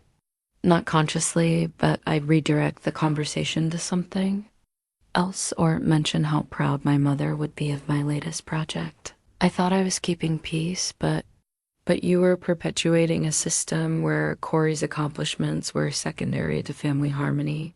Dr. Williams finished. I watched my husband confront the reality that he'd been unconsciously replicating. Linda's patterns minimizing my achievements, prioritizing his mother's comfort over my needs, treating our marriage as something that should accommodate his family of origin rather than replace it as his primary loyalty. I made you invisible, Marcus said to me after one session, tears in his eyes. Just like she made everyone invisible who didn't serve her narrative. You didn't know, I said. You were doing what you'd been trained to do since you were 12 years old. Dr. Williams helped us develop new communication patterns and decision-making processes that prioritized our nuclear family over extended family approval. She taught Marcus techniques for managing the guilt and anxiety that arose when he asserted boundaries with his mother. Most importantly, she helped us envision what a healthy family dynamic would look like for our child. Children learn more from what they observe than what they're told, she explained. If you want your baby to grow up with healthy relationship skills, they need to see their parents modeling mutual respect, independent thinking, and appropriate boundaries. By our 8th session, something fundamental had shifted in Marcus.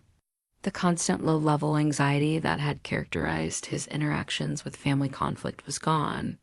He spoke more confidently, made decisions more quickly, and most importantly, He stopped automatically deferring to others' emotional needs over his own judgment. "I keep waiting for the guilt to hit," he told me one evening as we prepared for bed.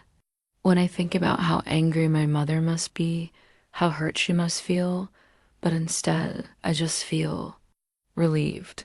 "Relief is appropriate," I said. "You've been carrying responsibility that was never yours to carry." The therapy session notes that accumulated over 2 months told the story of a man learning to separate his identity from his mother's expectations, a woman learning to assert her worth without apology, and a couple building something new and healthier for the family they were creating. Most importantly, they documented Marcus's transformation from Linda's carefully programmed son into my genuine partner, someone who could choose love over conditioning, growth over comfort, and truth over the familiar fiction of enmeshed loyalty. Linda's retaliation began exactly 2 months after we changed the bank accounts. A certified letter arrived on a Tuesday morning, delivered by a stern-faced postal worker who required my signature. Inside was a formal demand from Linda's attorney, claiming that Marcus owed her $43,000 in loans and financial support provided over the years, plus interest. The legal document was expertly crafted to present Linda as the victimized creditor and us as ungrateful debtors who had absconded with family assets. It demanded immediate repayment and threatened legal action if we didn't comply within 30 days. I read the letter twice, then calmly picked up my phone and called Rebecca Chen, our family law attorney. "This is exactly what I expected," Rebecca said after I'd read her the demand letter. "It's a last-ditch attempt to reassert financial control now that the direct manipulation isn't working. Can she actually sue us?" "She can try, but she'd have to prove that genuine loans existed, which would be difficult given that the money came from Marcus's own earnings. What she's really hoping is that you'll panic and negotiate, which would give her leverage to insert herself back into your financial decision-making." Rebecca advised us to document everything, avoid direct communication with Linda, and prepare for the possibility that this would escalate before it resolved. She also suggested that I continue recording our conversations, something I'd been doing discreetly since the last confrontation. The letter had been just the opening move. Linda's real strategy became clear over the following week as she launched a campaign to turn the extended family against us. Marcus started receiving calls from cousins and family friends, all expressing concern about how we were treating his devoted mother. "She's telling everyone that pregnancy hormones have made you unstable," Marcus reported after a particularly difficult conversation with his father's brother, "and that I'm being manipulated into abandoning the woman who raised me." "What did you tell him?" "The truth. That we discovered financial fraud and are protecting our family from further manipulation." Marcus looked exhausted but determined. He didn't want to hear it. They never want to hear it. The most painful part was watching Marcus realize how few family relationships would survive Linda's version of loyalty. One by one, relatives chose sides, and most chose Linda either because they genuinely believed her narrative or because it was easier than confronting uncomfortable truths about family dynamics. They'd enabled for years the confrontation I'd been preparing for came on a Saturday evening. When Linda arrived with Marcus's Uncle Robert in tow, a man I'd met twice who'd apparently been recruited as her advocate and witness, I was ready for them. When the doorbell rang, I activated the voice recording app on my phone and set it discreetly on the coffee table. Marcus answered the door, his shoulders tense but his voice steady. "Mom, Uncle Robert, what can I do for you?" "We need to talk," Linda said, pushing past him into our living room. "As a family." Robert hung back, clearly uncomfortable with his role as enforcer but committed to Linda's version of family loyalty. Linda positioned herself in the center of our living room like a general surveying a battlefield. "Marcus, this has gone far enough," she began. her voice carrying the perfect blend of maternal authority and wounded disappointment. I've tried to be patient with this phase you're going through, but threatening legal action against your own mother is unacceptable. We didn't threaten anything, Marcus said calmly. We responded to your attorney's demands through our attorney, which is the appropriate way to handle legal matters. Legal matters? Linda's voice rose with practiced indignation. This is family. Marcus, since when do we need lawyers to resolve family disagreements? Since you put our house at risk without our knowledge, I said quietly, remaining seated in my chair with my hands folded over my belly. Since you've been taking money from Marcus while convincing him he owes you everything. Linda's eyes flashed with hatred as she turned to me. This is exactly what I expected from someone with your background. No understanding of family loyalty, no appreciation for sacrifice. Stop. Marcus's voice cut through her speech like a blade. You will not insult my wife in our home. Your wife? Linda's laugh was sharp and bitter. Marcus, sweetheart, she's turned you against your own mother. Can't you see what she's doing? Robert shifted uncomfortably, perhaps finally recognizing that he'd been brought to witness something uglier than a simple family disagreement. What I see, Marcus said, is a woman who's been lying to me about money for years. What I see is someone who's used emotional manipulation to control my choices since I was 12 years old. Linda's mask slipped completely. I raised you alone. I sacrificed everything for your future. I worked 2 jobs so you could have opportunities, and this is how you repay me. With money I earned, Marcus said steadily. Money you took from my account and then gave back to me as if it were your gift. I pulled out the folder of bank statements and handed them to Robert. These show the actual financial transactions over the past 3 years. The money Linda claims she loaned us came from Marcus's own paychecks. Robert studied the documents, his expression growing more troubled with each page. Linda, what is this? Family finances are complicated, Linda said quickly. That account was for shared expenses, for helping Marcus build his future. It was for your personal expenses, I said, pulling out specific statements. Car payments, vacation expenses, furniture purchases. While you convinced Marcus he was indebted to you for your sacrifices. The evidence was undeniable. Robert handed the papers back to me without comment, but his expression had changed from supportive to deeply uncomfortable. This doesn't change anything, Linda said desperately. Money is just money. What matters is family loyalty, the bond between a mother and son. The bond built on lies, Marcus asked. The bond that required me to never grow up, never make independent decisions, never prioritize anyone's needs over yours. Linda's composure finally cracked completely. She's brainwashed you. Before she came along, we were happy. We were a team. We were never a team, Mom, Marcus said sadly. You were the director and I was your actor. But I'm done performing. In your play, Robert cleared his throat. Linda, I think we should go. No, Linda's voice rose to a near shriek. I won't let her destroy everything we built together. That baby she's carrying, it's not even really your family. It's her bloodline, her people, and she's using it to steal you away from me. The words were devastating in their raw hatred, but I felt strangely calm. This was who Linda really was beneath the performance of devoted motherhood. Someone so threatened by love that didn't revolve around her that she could dismiss an unborn grandchild as worthless. I want you to leave, Marcus said quietly.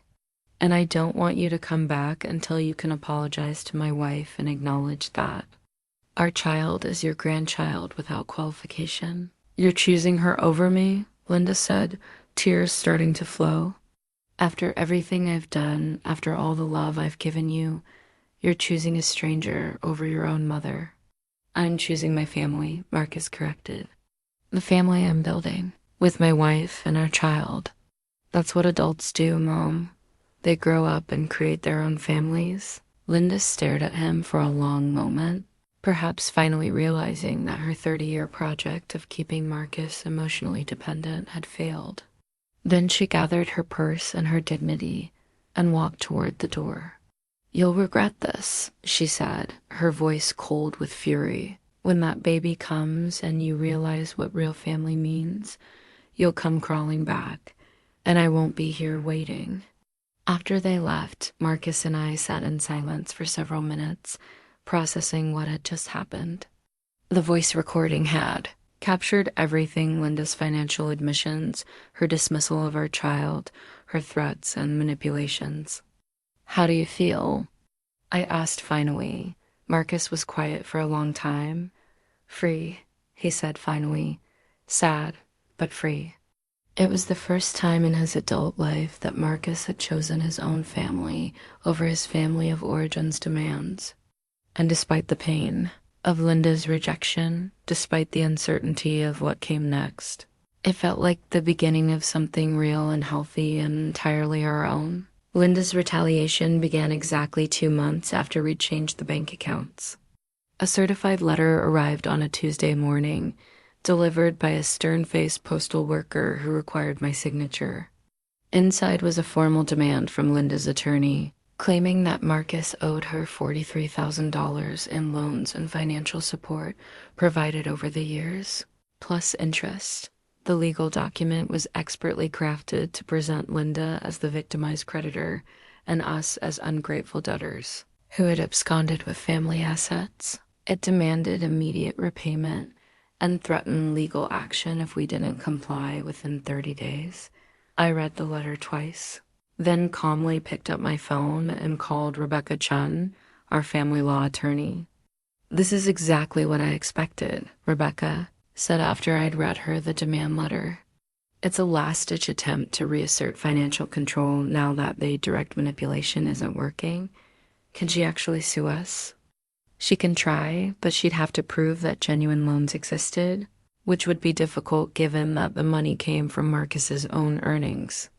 What she's really hoping is that you'll panic and negotiate, which would give her leverage to insert herself back into your financial decision-making." Rebecca advised us to document everything, avoid direct communication with Linda, and prepare for the possibility that this would escalate before it resolved. She also suggested that I continue recording our conversations, something I'd been doing discreetly since the last confrontation. The letter had been just the opening move. Linda's real strategy became clear over the following week as she launched a campaign to turn the extended family against us.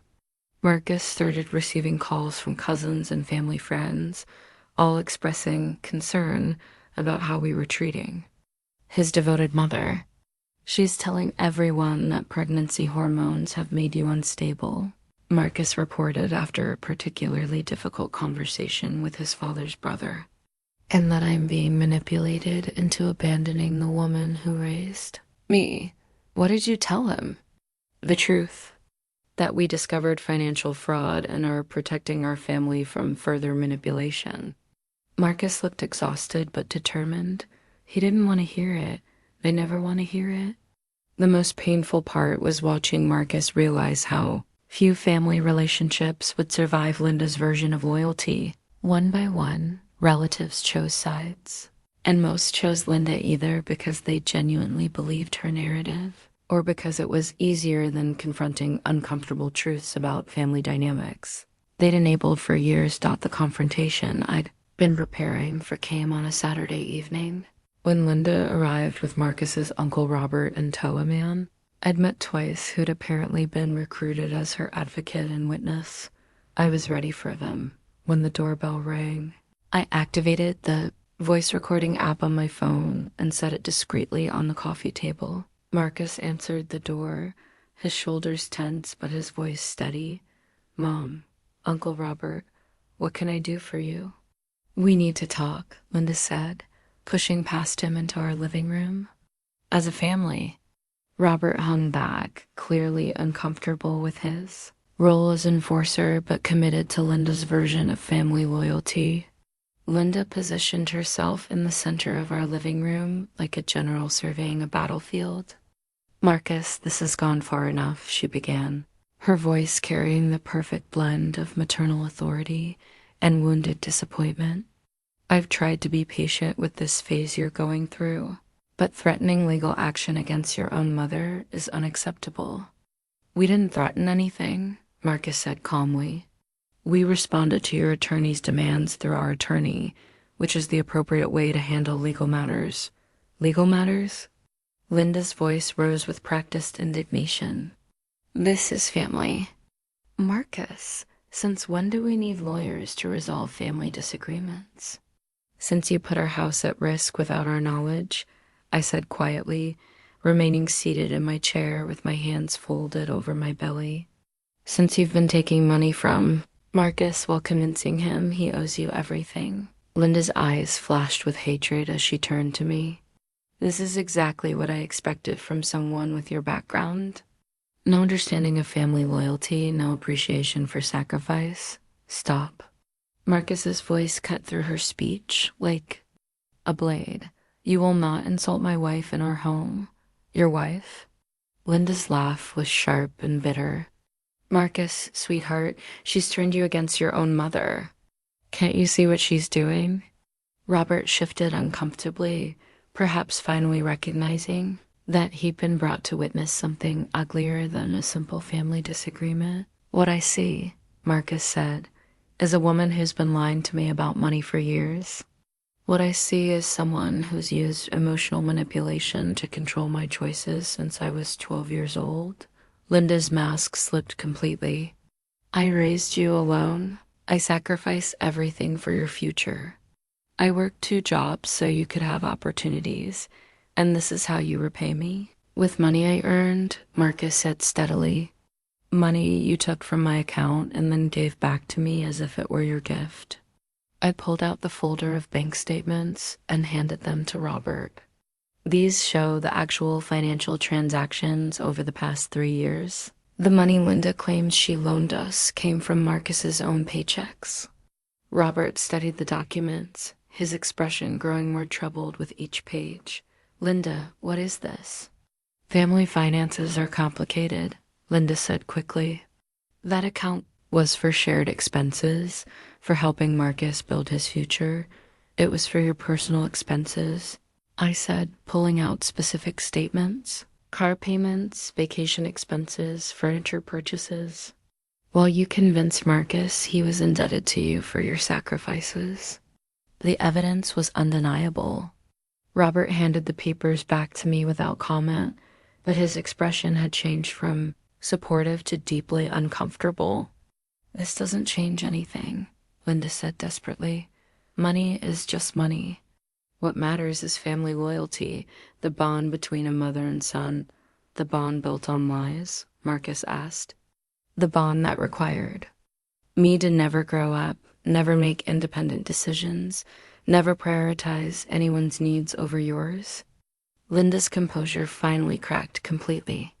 She's brainwashed you. Before she came along, we were happy. We were a team. We were never a team, Mom, Marcus said sadly. You were the director and I was your actor. But I'm done performing in your play. Robert cleared his throat. Linda, I think we should go. No, Linda's voice rose to a near shriek. I won't let her destroy everything we built together. That baby she's carrying, it's not even really your family. It's her bloodline, her people, and she's using it to steal you away from me. The words were devastating in their raw hatred, but I felt strangely calm. This was who Linda really was beneath the performance of devoted motherhood, someone so threatened by love that didn't revolve around her that she could dismiss an unborn grandchild as worthless. I want you to leave, Marcus said quietly, and I don't want you to come back until you can apologize to my wife and acknowledge that our child is your grandchild without qualification. You're choosing her over me, Linda said, tears starting to flow. After everything I've done, after all the love I've given you, you're choosing a stranger over your own mother. I'm choosing my family, Marcus corrected. The family I'm building, with my wife and our child. That's what adults do, Mom.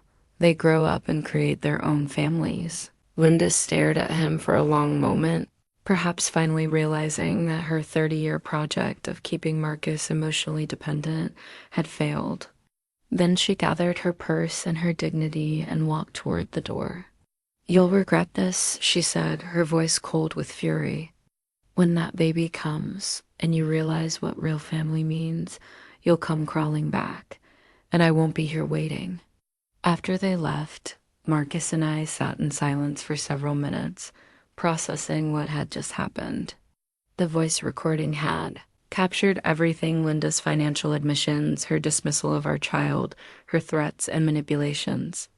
"How do you feel?" I asked finally. Marcus was quiet for a long time. "Free," he said finally. "Sad, but free." It was the first time in his adult life that Marcus had chosen his own family over his family of origin's demands. And despite the pain of Linda's rejection, despite the uncertainty of what came next, it felt like the beginning of something real and healthy and entirely our own. The no contact order wasn't just a legal document, it was permission to experience life without the constant threat of Linda's interference. For the first time in 3 years, I could make plans without calculating how they might trigger her. Disapproval. Marcus could make decisions without the automatic anxiety of wondering how to manage his mother's emotional response. The change in our daily life was remarkable. Conversations that had once been careful dances around potential conflict. Points became straightforward discussions between two adults building a life together. We talked about baby names without worrying about family politics. We planned the nursery without considering who might be offended by our choices. We made financial decisions based on our own priorities instead of managing someone else's expectations. But the most profound change was in Marcus himself. Without the constant pressure to manage Linda's emotions, he seemed to physically expand. His shoulders relaxed. His laugh became more frequent, and he stopped checking his phone compulsively for messages that might require immediate attention and careful responses. "I didn't realize how much energy it took," he told me one evening as we assembled the crib. Just the constant calculation of how to avoid setting her off. It was exhausting. "You were hypervigilant," I said, thinking of the therapy sessions, where Dr. Williams had helped us understand trauma responses. "Your nervous system was always on alert for emotional explosions you might need to manage." 3 weeks into our Linda-free existence, I drafted a formal document that Rebecca helped, and me refine a clear statement of boundaries that would govern any future contact with Linda. It wasn't cruel or punitive. It was simply a professional outline of the conditions under which she might be allowed back into our lives. The document specified that Linda would need to acknowledge her financial deception, apologize for her treatment of me and our unborn child, attend family therapy to address her controlling behaviors, and agree to specific boundaries around our parenting decisions and financial independence. Most importantly, she would need to demonstrate sustained behavioral change over a period of at least 6 months before any reconciliation discussions could begin. Marcus read the document with something approaching awe. "You've thought of everything." "I've had years to think about what healthy family relationships actually look like," I replied. "And I've learned that boundaries aren't walls. They're gates with very clear operating instructions." We sent the document to Linda through our attorneys, along with a letter explaining that while we weren't interested in maintaining the toxic dynamic of the past, we were open to building something healthier if she was willing to do the necessary work. Linda's response came within a week: a furious letter, claiming that we were holding her grandchild hostage and demanding unconditional forgiveness because families should love each other no matter what. She completely ignored the specific behavioral changes outlined in our boundary document, instead treating our conditions as unreasonable demands rather than basic requirements for healthy relationships. It was exactly the response I'd expected, and it confirmed that Linda wasn't interested in changing her behavior.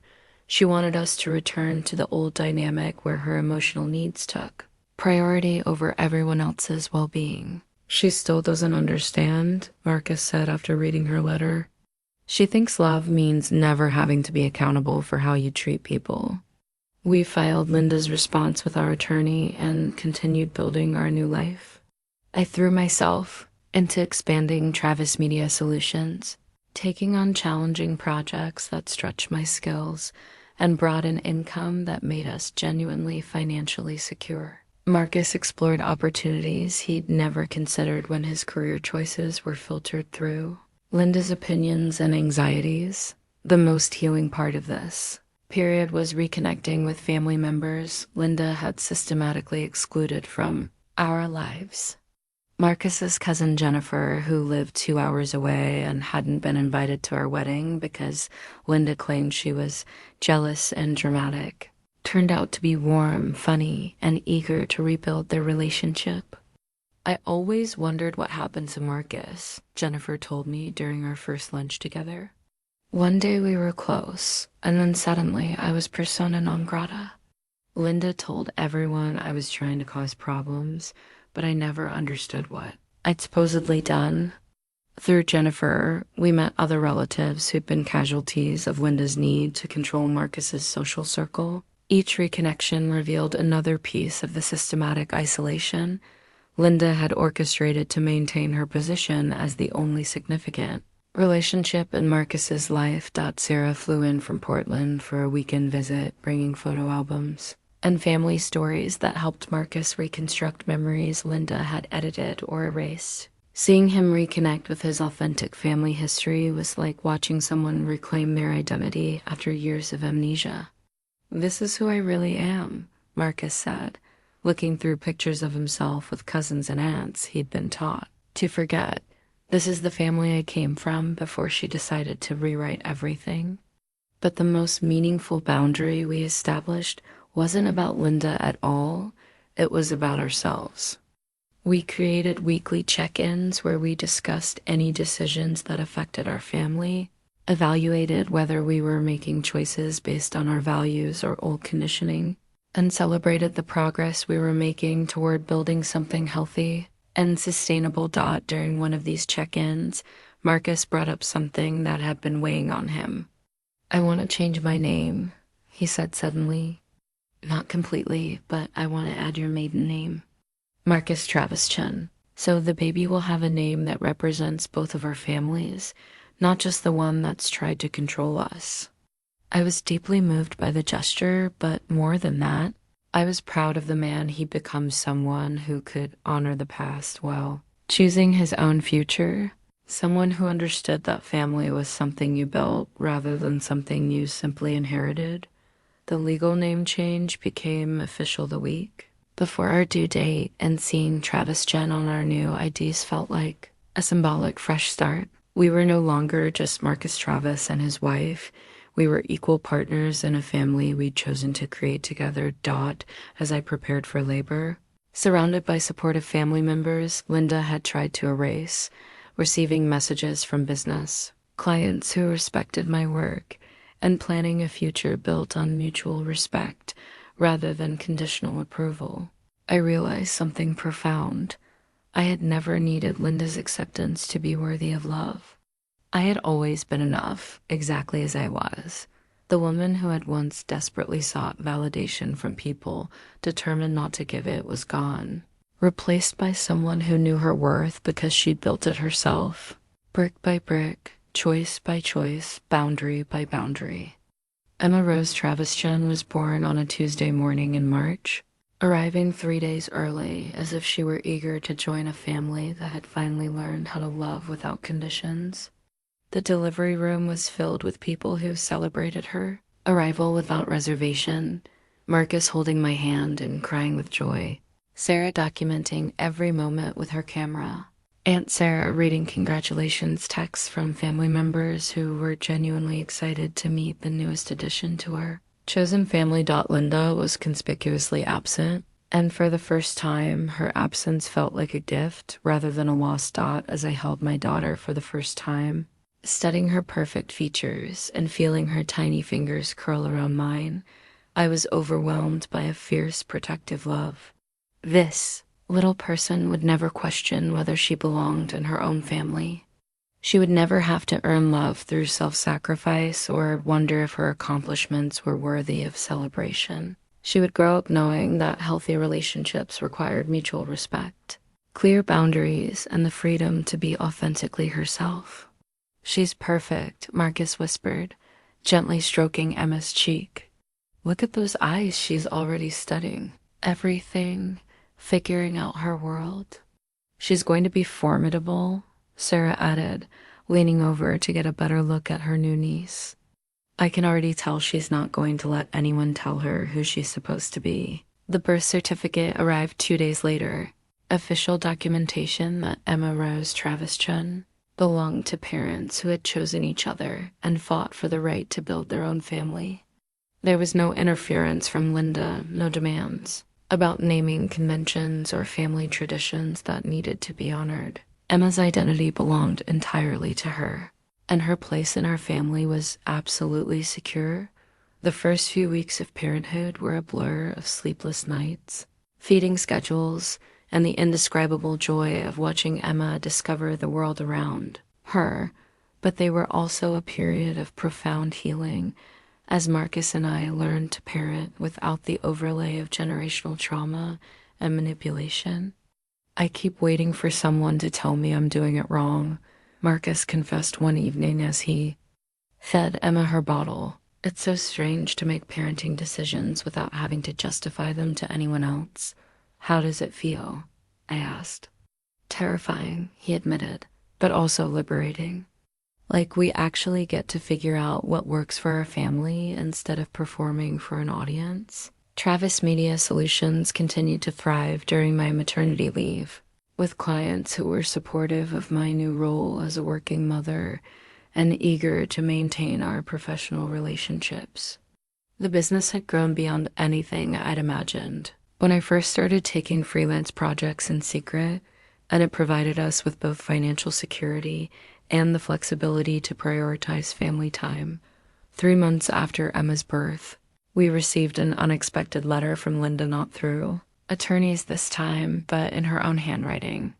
The tone was different from her previous communications, less demanding and more reflective.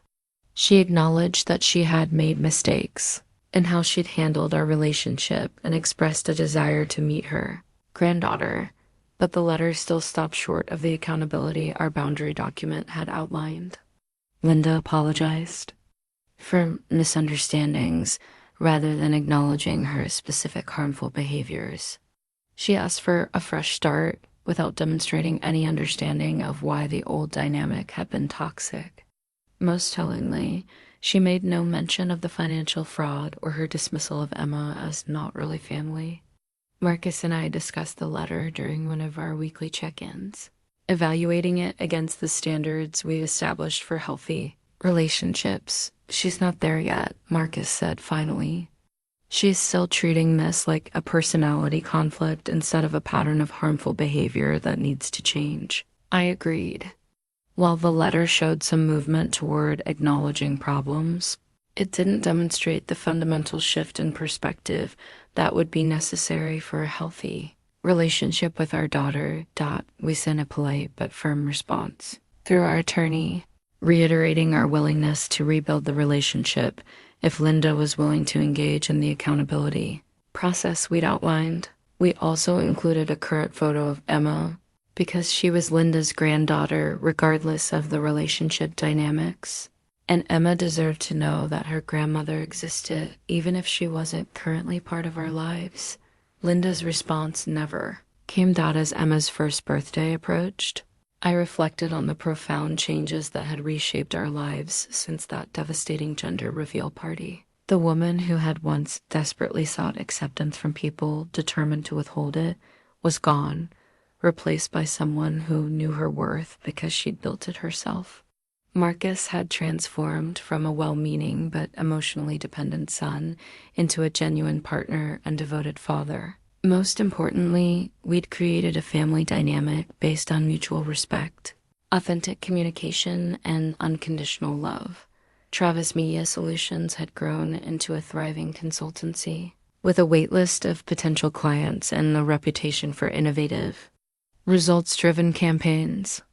I've been featured in a local business magazine as an entrepreneur to watch, and several of my case studies had been highlighted in industry publications. None of these achievements had required me to minimize myself or apologize for my ambitions.